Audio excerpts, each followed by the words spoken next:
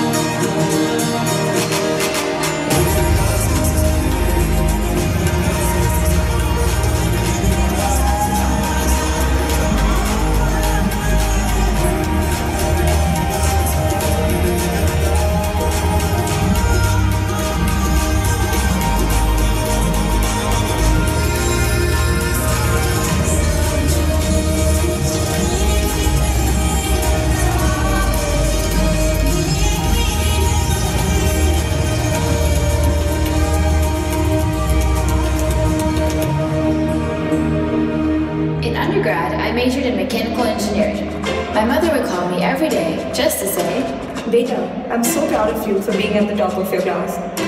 You see, I was the only girl in my upper-level courses, and my mother took pride in knowing I was outsmarting all the boys. Misha, come on, we're gonna be late. Okay. Bye, Mom. I gotta get to class.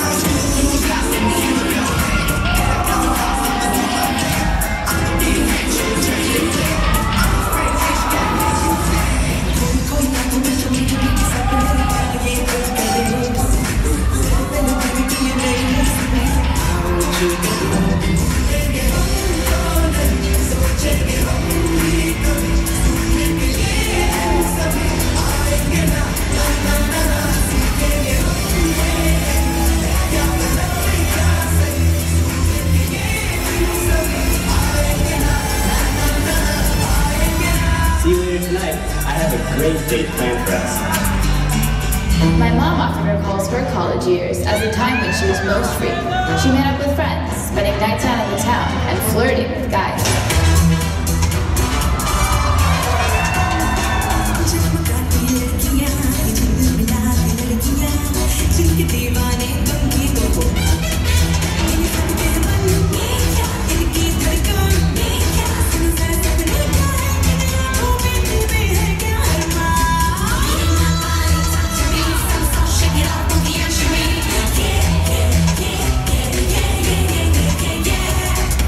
Like to swing.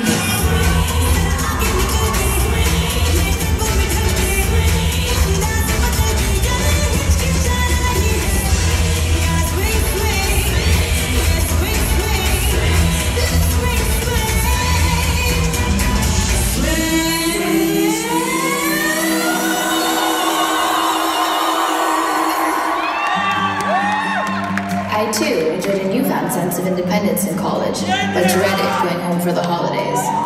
Beta, look at this biodata. Son of a doctor, studies at Harvard.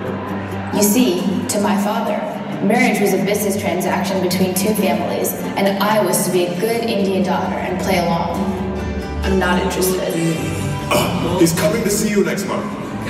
I had kept my relationship with Jerome a secret from my father.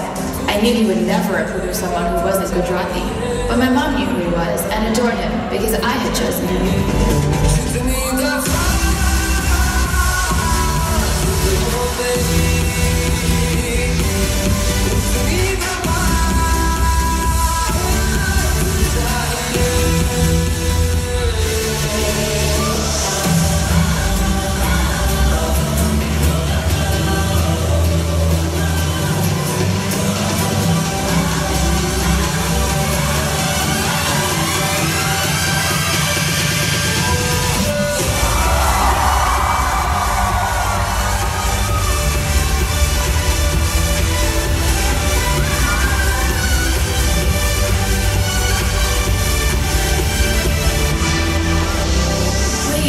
Nisha, will you make...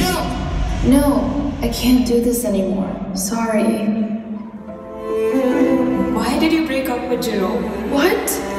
Maybe if you could just stand up for yourself, or me, I wouldn't have to go through this. Beta, I'm sorry. It kills me to see you hurt like I did. I didn't want to marry your father either. But what choice did I have? What choice do we have?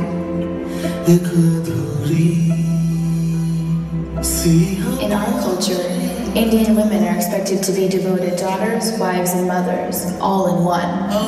We must be submissive, obedient, and the ones who uphold family unity. And I would be no different. I love Jerome, but my father had won.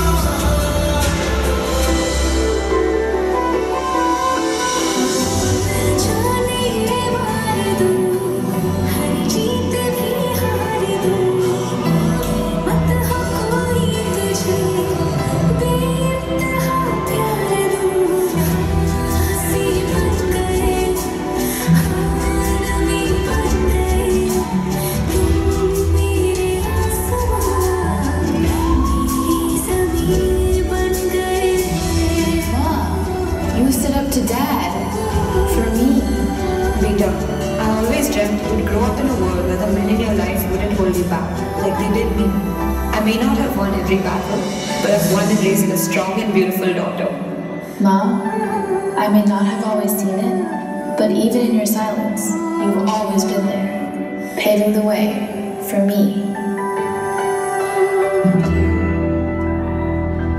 I grew up being taught that the experiences of white women were representative of the ways in which I too encountered sexism. But what I did not learn was how to make sense of my identity as a second-generation South Asian American woman.